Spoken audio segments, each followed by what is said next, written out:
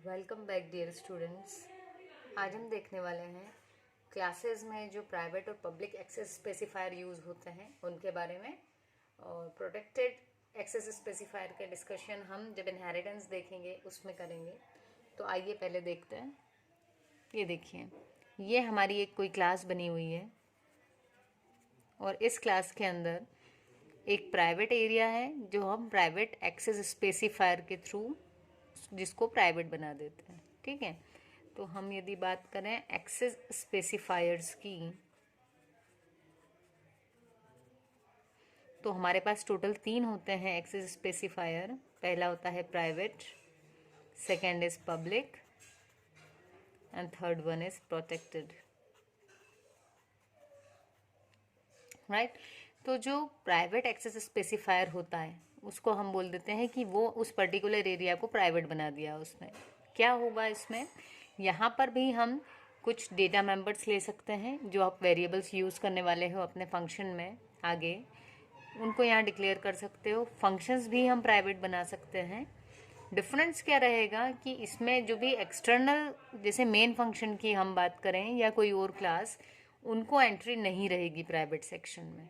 ठीक है, तो no entry to private section of class. तो क्योंकि हमने इसको प्राइवेट बना दिया तो हम इसको मान लें, अगर हम एग्जाम्पल के लिए समझने की कोशिश करें कि यदि हमारा घर है और उसमें कुछ हमने इम्पॉर्टेंट चीज़ें रख रखी हैं किसी एक सेफ में या लॉकर में, तो वो एक्सेसिबल हर किसी के लिए नहीं होंगे, है ना। क्यों? क्योंकि वो हम एक उसको प्राइवेट मेंटेन करेंगे। ठीक है, सो यहाँ पर नो एंट्री है। तो वही चीज़ है क्लास के कंटेक्स्ट में भी कि अगर आपने प्राइवेट एक्सेस स्पेसिफायर लिखा है और उसके बाद में आप जितने भी डेटा मेंबर्स और फंक्शंस डिक्लेयर और डिफाइन करेंगे वो सारे उस प्राइवेट एरिया में होने के कारण क्लास के बाहर के लोगों के लिए इनएक्सेसिबल हो जाएंगे, मतलब वो उनको एक्सेस नहीं कर सकते। वहीं दूसरा जो हमारा एक्सेस स्पेसिफायर है पब्लिक, जब हम पब्लिक एक्सेस स्पेसिफायर लिख देते हैं, पब्लिक कीवर्ड के बाद में आप जो भी डेटा मेंबर्स और फंक्शंस डिक्लेयर एंड डिफाइन करते हैं वो सारे जो मेंबर्स हैं वो एक्सेसिबल रहते हैं आउटर वर्ल्ड के लिए भी। ये देखिए, इस एरिया में entry is allowed to public area of any class.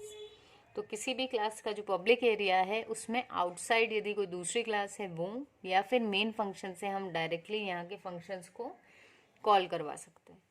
ठीक है, अब जो एक और डिफरेंस है वो ये है कि क्योंकि ये जो पब्लिक सेक्शन है और प्राइवेट सेक्शन है ये इसी क्लास के हैं, इसलिए इसी क्लास के मेंबर्स एक दूसरे को यूज़ कर सकते हैं। ठीक है, अगेन यदि हम कहें कि हमारे घर में कोई सेफ है या लॉकर है तो उसको कौन एक्सेस कर सकता है, तो वो उसी क्लास के, मतलब हमारी फैमिली के जो मेंबर्स होंगे वो तो एक्सेस कर ही सकते हैं ना। ठीक है, तो क्योंकि प्राइवेट सेक्शन और पब्लिक सेक्शन दोनों पार्ट इसी क्लास के हैं इसलिए ये एक दूसरे के मेंबर फंक्शंस और डेटा मेंबर्स को एक्सेस कर सकते हैं, जबकि बाहर के जो लोग होंगे वो सिर्फ उसी एरिया को एक्सेस कर पाएंगे जो हमने पब्लिक डिक्लेयर कर रखा है।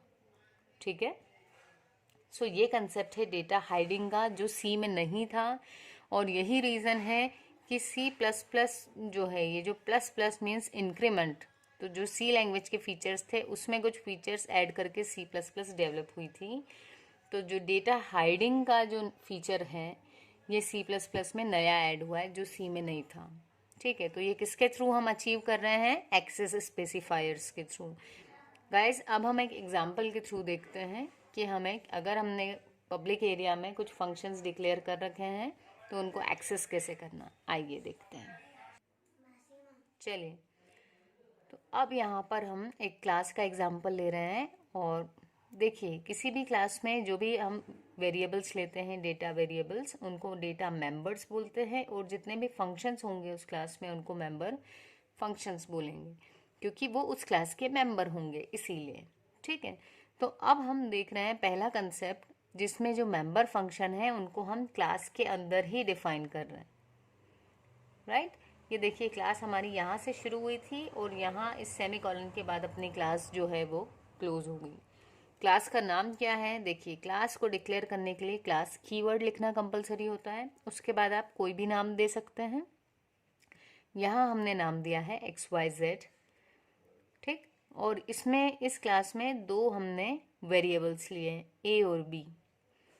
इसके पहले मैंने कोई एक्सेस स्पेसिफायर नहीं लिखा है ए और बी के पहले, तो हमारा डिफ़ॉल्ट एक्सेस स्पेसिफायर होगा प्राइवेट।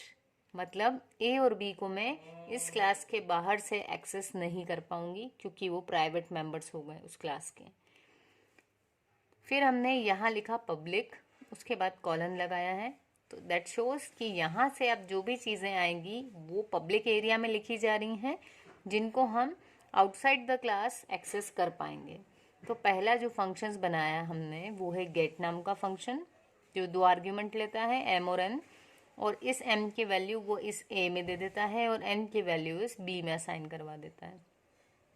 इसके बाद हमने इस फंक्शन को क्लोज कर दिया। नेक्स्ट फंक्शन हमने लिया डिस्प्ले नाम का, और यहाँ पर जो हमने ए और बी में वैल्यूज असाइन करवाई थी वो डिस्प्ले करवा दी। फंक्शन क्लोज, और यहाँ मैंने क्लास को भी क्लोज कर दिया है। ये हमारी एक सिंपल सी क्लास का हम एग्जाम्पल देख रहे हैं। अब हम आए मेन फंक्शन में। मेन फंक्शन में आने के बाद हमने क्या किया, यहाँ पर ऑब्जेक्ट डिक्लेयर किए। ठीक, तो दो ऑब्जेक्ट्स बनाए हैं, एक ऑब्जेक्ट है ओबी और दूसरा ऑब्जेक्ट है OB1। आप किसी भी नाम से ऑब्जेक्ट बना सकते हैं, बस उस ऑब्जेक्ट के नाम के पहले आपको क्लास का नाम लिखना कंपलसरी होता है। तो देखिए हमने क्लास का नाम क्या लिखा था, XYZ, तो यहाँ भी हमने XYZ ही लिया है। जो नाम आप रखेंगे अपनी क्लास का वही नाम आपको यूज़ करना है ऑब्जेक्ट को डिक्लेयर करते वक्त। ठीक है, अब क्या किया, देखिए जब भी हम किसी क्लास को डिफाइन करते हैं तो इसमें जो भी डेटा मेंबर्स थे उनको मेमोरी लोकेशन नहीं होती। कब तक नहीं होती, जब तक हम ऑब्जेक्ट डिक्लेयर ना कर दें। ठीक है, क्योंकि जो ऑब्जेक्ट्स होते हैं वो रियल टाइम एंटिटीज़ होते हैं। ऑब्जेक्ट डिक्लेरेशन के बाद ही मेमोरी एलोकेशन होता है। तो यदि मैं बात करूं तो यहाँ पर दो ऑब्जेक्ट हैं, एक है OB और दूसरा है OB1। तो क्या होगा, जो क्लास रहती है वो हर ऑब्जेक्ट के लिए अपने वेरिएबल्स देगी। तो पहला ऑब्जेक्ट जैसे ही डिक्लेयर हुआ OB,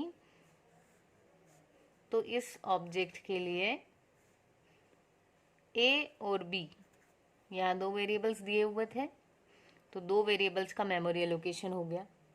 फिर उसने देखा कि एक और ऑब्जेक्ट है OB1, तो OB1 के लिए भी फिर अलग से A और B अलोकेट हो गए।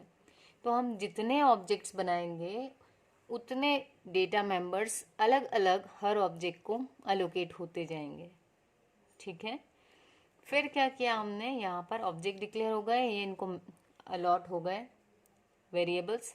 डेटा मेंबर्स जो थे वो हर ऑब्जेक्ट को उतने मिल गए, प्लस इन डेटा मेंबर्स पे ये ऑपरेशंस परफॉर्म किए जा सकते हैं, इस ऑब्जेक्ट के थ्रू भी और इसके थ्रू भी। हम इस ऑब्जेक्ट के थ्रू जिस फंक्शन को कॉल करवाएंगे वो फंक्शन इन मेंबर्स पर वर्क करेगा, और यदि इस ऑब्जेक्ट के थ्रू कॉल करवाएंगे तो वो इन मेंबर्स पर वर्क करेगा। देखें, देखिए पहला ऑब्जेक्ट जो था OB.get, यहाँ हमने दो वैल्यूज़ पास करवा दी, 20 और 25। 20 और 25 इस लाइन पे जैसे ही कंट्रोल आएगा तो फंक्शन कॉल हुआ यहाँ object name dot function name के थ्रू हम क्या कर रहे हैं, कॉल करवा रहे हैं। तो 20 और 25, 20 गया M में और 25 गया N में, और इसके थ्रू ये आ गए A और B में। तो जो M में गया था वो किस में आ गया, A में, और जो N में गया था वो आ चुका है B में, दैट इज 25। फिर क्या किया, अब हमने डिस्प्ले करवा दिया। तो डिस्प्ले करवाया तो कौन से वाले A और B प्रिंट होंगे, जिस ऑब्जेक्ट के थ्रू हमने डिस्प्ले फंक्शन को कॉल किया है।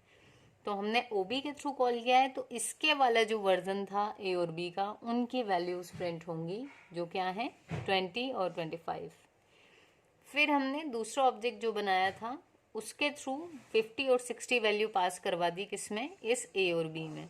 तो पहली वैल्यू A में गई 50, दूसरी वैल्यू B में गई 60। अब जो हम डिस्प्ले फंक्शन कॉल करवाएंगे इस ऑब्जेक्ट के थ्रू, तो इस ऑब्जेक्ट के साथ में जो एसोसिएटेड A और B थे उनकी वैल्यूज प्रिंट होंगी। ठीक है, और फाइनली हमने गेट CH कर दिया स्क्रीन होल्ड करने के लिए।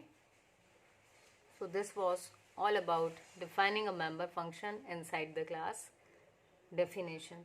तो क्लास की डेफिनेशन के अंदर ही हमने फंक्शन डिफाइन कर दिया। हम ऐसा भी कर सकते हैं कि यहाँ पर सिर्फ हम फंक्शन को डिक्लेयर कर दें, जितने फंक्शंस हम बनाने वाले हैं, और क्लास के बाहर जाके उनको डिफाइन करें। तो उन फंक्शंस को कहेंगे हम defining member functions outside the class, जो हम आने वाले वीडियोस में देखेंगे। यदि आज की वीडियो आपको समझ में आई हो तो आप ज़रूर से इसे लाइक करें एंड कमेंट करेंगे कि हाँ आपको समझ में आई है, तो भी मुझे अच्छा लगेगा। और यदि चैनल अभी तक सब्सक्राइब नहीं किया है तो please subscribe the channel. Thank you.